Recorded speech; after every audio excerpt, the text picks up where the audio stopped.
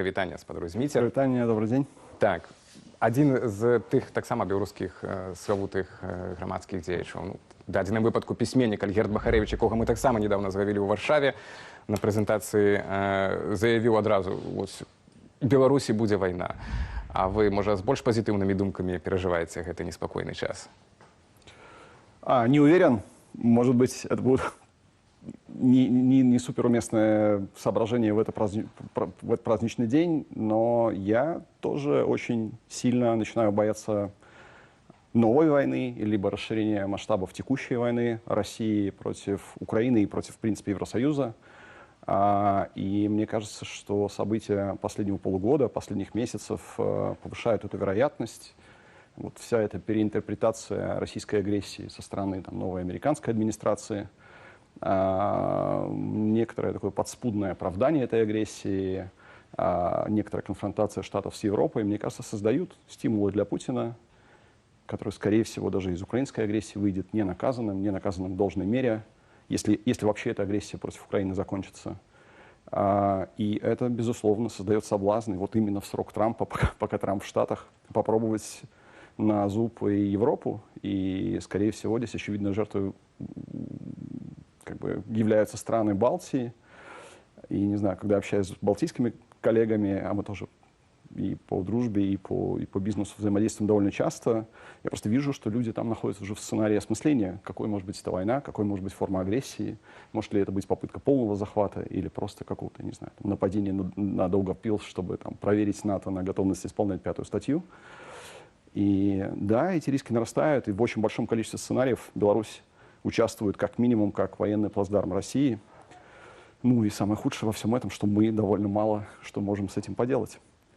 Кроме, разве что, я не знаю, разговора с белорусами и того, чтобы белорусы как минимум не вовлекались сами в эту войну, как это, к счастью, произошло в случае с российской войной против Украины.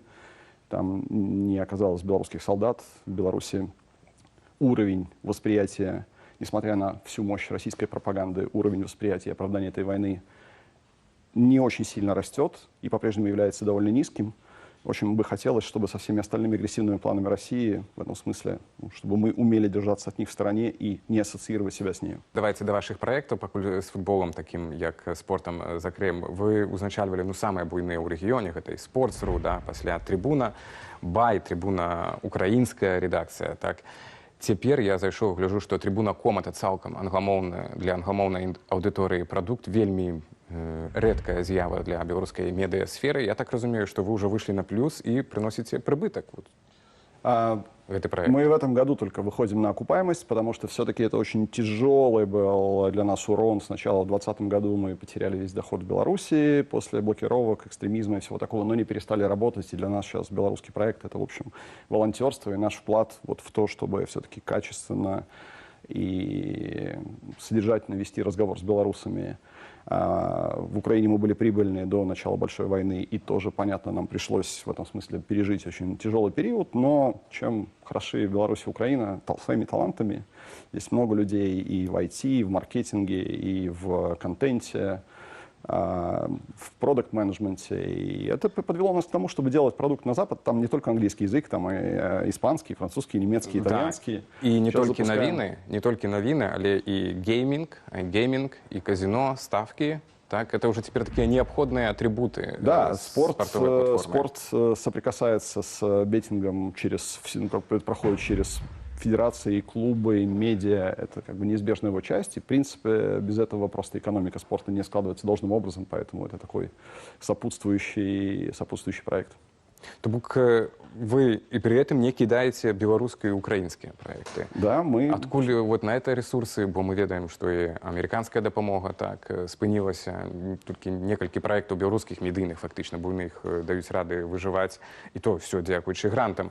И вы без грантов так само даете рады? Да, мы в этом смысле ничего не потеряли от закрытия USAID, потому что мы ничего от него не получали, как Трибуна, и наши проекты... Ну, то есть мы пытаемся быть настолько эффективными и настолько быстро расти на Западе, чтобы нам хватало ресурсов для поддержки своей аудитории изначально, ее не бросать, и мы не планируем ее при этом подводить. Удалый прадпрымальнік IT, можна вас і таким назваць, так, не толькі як медыа-менеджерам, бо цяпер это вельмі злітая фактычна сфера, якая IT і медыа. Падарожнічаеце па дыяспарам, па розным краінам. Ці адчуваеце сярод іншых IT-менеджераў, IT-заснавальнікаў, так, бізнесоўцаў, беларускіх нейкая гарызантальныя сувязі, нейкія супольнасці? Ці ёсць такое разуменне, што беларусы выехалі, окей, там 5 год таму все былі на такім вялікім пад'ёме, вот, мы беларусы, але цяпер все разбрыліся па сваім праектам, ну і там хто фло выносіць так на мільярдную так узровень, хто яшчэ якія праекты штурхае, але ўжо можа не як беларускія сябе пазіцыянуюць, а як просто, ладно, тым больш беларускі пашпарт небяспечны. Да, именно так. С белорусским позиционированием есть проблемы. Лукашенко и лукашисты сделали все, чтобы ты чувствовал себя чуть-чуть прокаженным с синим паспортом, потому что тебе задают вопросы и в банках, и, не знаю, Google, Apple, все, с кем ты взаимодействуешь внутри структуры. Ты немножко вынужден доказывать, что ты не верблюд. Это, кстати говоря, мотивирует нас продолжать работать для белорусов и для Беларуси, потому что если вдруг, не дай бог, Беларусь будет вовлечена активно в войну, не как жертва, как бы не как жертва, в общем, земля, оккупированная Россией, которую использует, ну, как бы это стандарт, плацдарм для дальнейшей агрессии, а как участник, нам станет жить в Европе еще немножко сложнее. Поэтому, хотя бы поэтому мы заинтересованы в том, чтобы, там, не дай бог, это не состоялось. Но несмотря на то, что, наверное, как бы над офисами этих компаний не висит белорусский флаг, в душе все остаются белорусами, мы вот как-то подключены к этому какому-то белорусскому серверу эмоционально.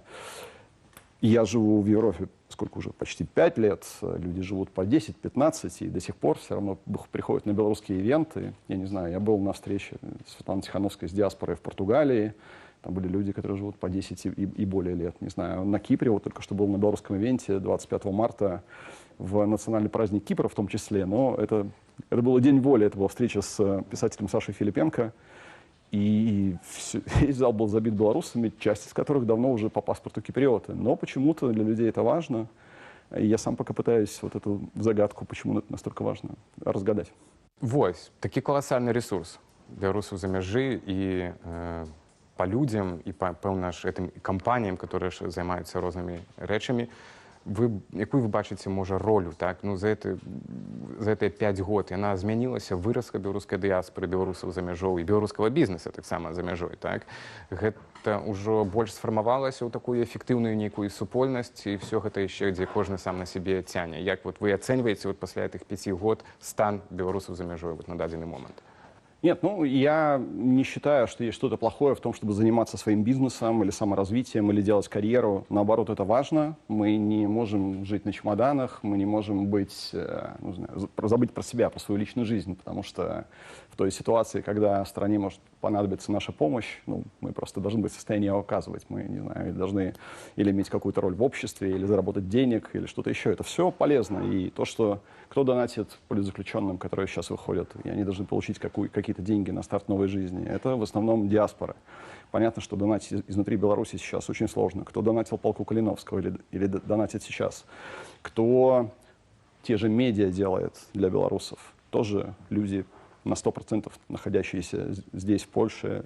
Ну, бо столькі крытыкі гучыць, вы это все бачыце, это все праходзіць праз вас, вы удзельнічаеце ў гэтым, это вы адчуваеце это жыццё, можете вот адказаць цяпер беларусам внутри краіны так, што жыццё за мяжой у беларусаў працягваецца в плане того, што мы памятаем і не толькі пра беларусаў внутри краіны, але пра тое, што калісьці, да, сапраўды будзе такая акно магчымасцю. Абсолютно так. И есть много исторических примеров. Есть страны Восточной Европы, которые сумели использовать этот интеллектуальный потенциал, который был где-то в Западной Европе, в Штатах, когда перемены наступили. Есть страны Балтии, не знаю, в Эстонии. И как минимум, по-моему, 2 президента приехали не из Эстонии. Да? Кто-то даже забыл фамилию, к сожалению, родилась в Штатах, да? Президентка Эстонии. Ну, то есть это все... Как я иногда шучу, первым после Лукашенко президентом Беларуси должен быть политзаключенный, человек, который пропустил это все через себя и не должен как бы дать стране это забыть. Вторым, возможно, человек, который получил западное образование и закончил западный университет и уже является европейцем по своему майндсету. Ви виглядаєте так на чоловіка, який виглядає, от, наче орієнтується так у всіх цих глобальних там заходніх процесах, і там бізнес, і інших, ну і ваші проекти поспіхові про це указуються. А от коли казати, тепер сидім якраз у Великдень, для вас гэты дзень, ну, у Беларусі широка азначаецца по-рознаму, па розных календарах, з рознымі традыцыямі. Што для вас гэты дзень значыць? Ці магу штосьці значыць? Як вы яго раней азначалі? І ці, як цяпер за мяжой, скажем так? Для вас это ёсць нейкая дата, значыць штосьці? Я вырос в светской семье, и у меня такое, скорее, светское восприятие основных церковных праздников. С другой стороны, ну, мы находимся в Польше, где, опять же, в период подавления попыток Польши, поляков демократизировать страну, религия была одним из мест, где люди как бы объединялись, гуртовались и как-то на самом деле не давали вот этой светизму, советчине как бы нас полностью подавить. Поэтому я с уважением, с интересом к этому отношусь. Сам использую просто как повод каникулы, детские каникулы в школе, возможность неделю провести с семьей в каком-то путешествии. В основном для меня это так проходит. Дякую вялікі за размову. Дмитрий Навоша, беларускі медыа-менеджер, быў у нас у гасцях.